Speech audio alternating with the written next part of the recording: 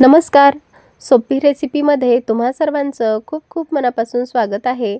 आज आपण अतिशय वेगळ्या पद्धतीने काजू नमक पारे केले आहेत. म्हणजेच आज आपण मूग डाळ वापरून हे काजू नमक पारे बनवलेले आहेत. तर नेहमी तर आपण खारे शंकरपाळे बनवतो, तिखट शंकरपाळे बनवतो, पण याचा थोडासा शेप जो आहे तो सुद्धा अगदी वेगळ्या पद्धतीने केलेला आहे. तर हे बघून लहान मुलं अगदी आवडीने खातील आणि दिसायला तर छान दिसतच आहे. खायला सुद्धा खूपच टेस्टी झालेला आहे.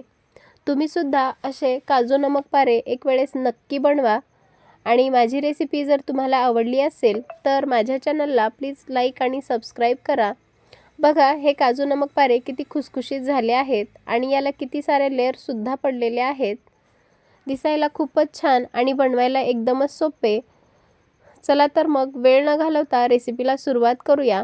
रेसिपीला सुरुवात करण्याअगोदर तुम्ही जर माझ्या चॅनलवर नवीन असाल तर माझ्या चॅनलला प्लीज सबस्क्राईब आणि लाईक करा.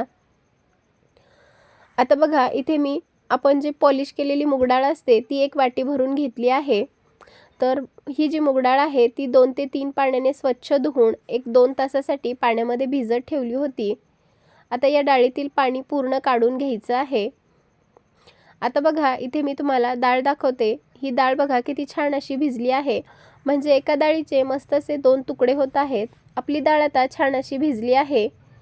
तर 2 तास कमीत कमी आपल्याला 2 तास तरी ही डाळ पाण्यामध्ये भिजत ठेवायची आहे. जर तुमच्याकडे वेळ नसेल तर 1 तासभरासाठी कोमट पाण्यामध्ये सुद्धा ही डाळ भिजवून घेऊ शकता. आता मिक्सरचं भांडं घेतलं आणि त्यामध्ये ही डाळ टाकून घ्यायची आहे. त्यामध्ये एक 5 ते 6 लसणाच्या पाकळ्या टाकायच्या. सोबतच 2 हिरवी मिरची टाकायची. जर तुम्ही लसूण आणि हिरवी मिरची खात नसाल तर स्किप केलं तरी सुद्धा चालतं.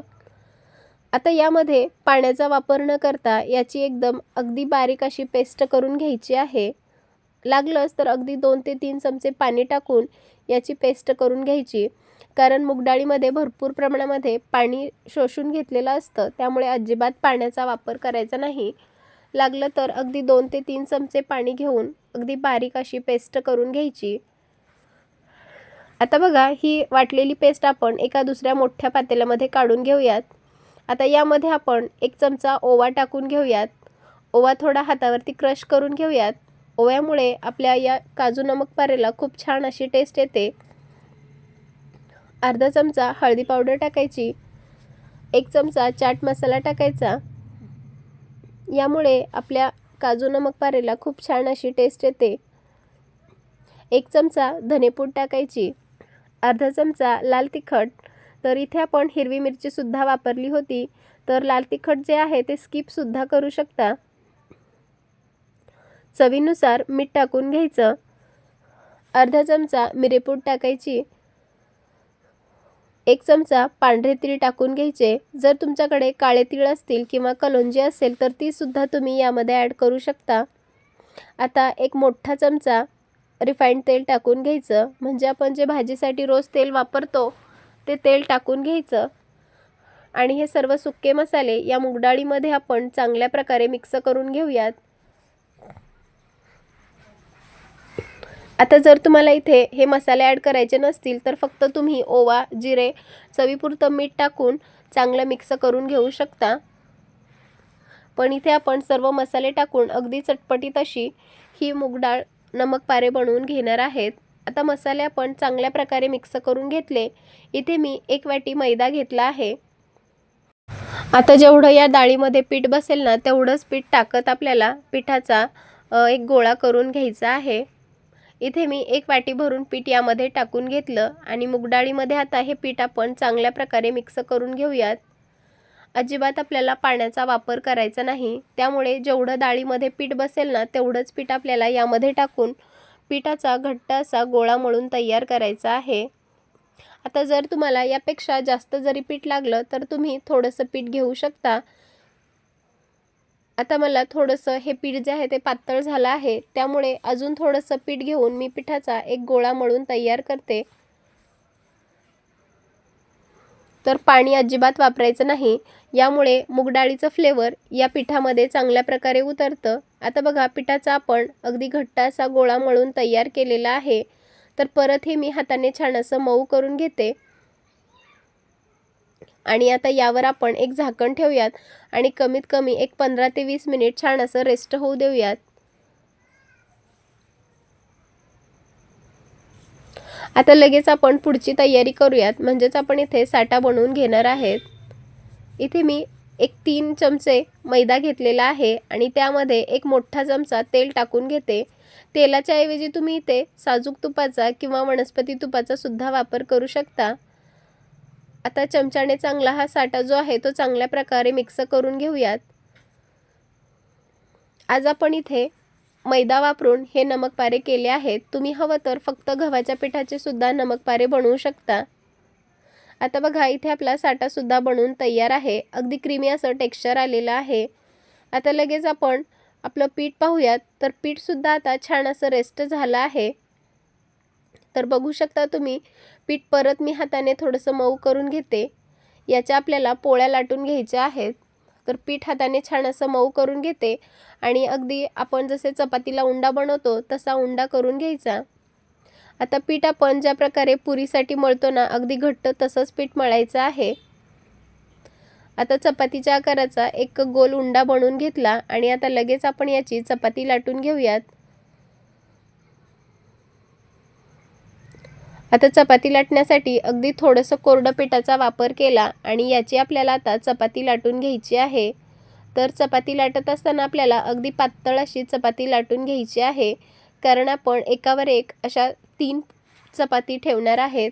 तर जास्त जाड सुद्धा होऊ नये म्हणून अगदी पातळ अशी चपाती लाटून घ्यायची। इथे बघा आपली एक चपाती लाटून झालेली आहे। तर याची जाडी सुद्धा तुम्ही बघू शकता, किती पातळ अशी चपाती आपण लाटून घेतली। आता लगेचच आपण दुसरी सुद्धा चपाती अशाच प्रकारे लाटून घेऊयात। इथे आपल्याला एकूण 3 चपाती लाटून घ्यायच्या आहेत। ही दुसरी चपाती लाटून घेतली आणि परत तिसरी सुद्धा चपाती आपण लाटून घेतली आहे। आता आपण जो साठा बनवून घेतला होता तो साठा या चपातीवर लावून घ्यायचा आहे। तर साठा आपल्याला अगदी जास्त सुद्धा लावायचा नाही, अगदी थोडासा आपल्याला साठा पूर्ण कडेपर्यंत पसरून घ्यायचा आहे। इथे बघा एका चपातीवर हा असा साठा लावून झाला की परत त्यावर आपल्याला दुसरी चपाती ठेवून घ्यायची आहे आणि त्यावर सुद्धा आपल्याला हा साठा लावून घ्यायचा आहे। तर साठा पूर्ण कडेपर्यंत पसरवून घ्यायचा आणि जास्त सुद्धा याची लेयर जाड ठेवायची नाही, कारण तेलामध्ये सुद्धा हा सुटू शकतो। त्यामुळे अगदी पातळ असा हा साठा पसरवून घ्यायचा। तर एकावर एक अशा मी 3 चपाती एकावर एक ठेवून घेतल्या। परत याची एक घडी मारून घेते। तर व्हिडिओत दाखवल्याप्रमाणे आपल्याला अशी हे चपातीची घडी मारून घ्यायची आहे। त्यामुळे आपले जे काजू नमक पारे आहेत ना, त्याला खूप छान अशा लेयर सुद्धा सुटतात। म्हणजे अजून आपण जी घडी केली आहे त्यावर थोडासा आपल्याला साठा लावून घ्यायचा आणि याचा एक स्क्वेअर शेप तयार करून घ्यायचा आहे।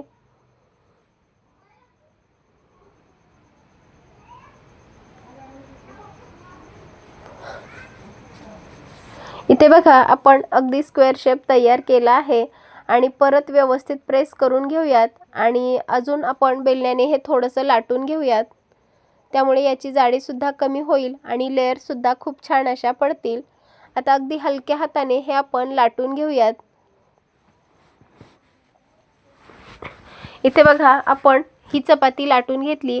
आता जो कडेचा एक्स्ट्राचा जो भाग आहे तो कट करून घेऊयात।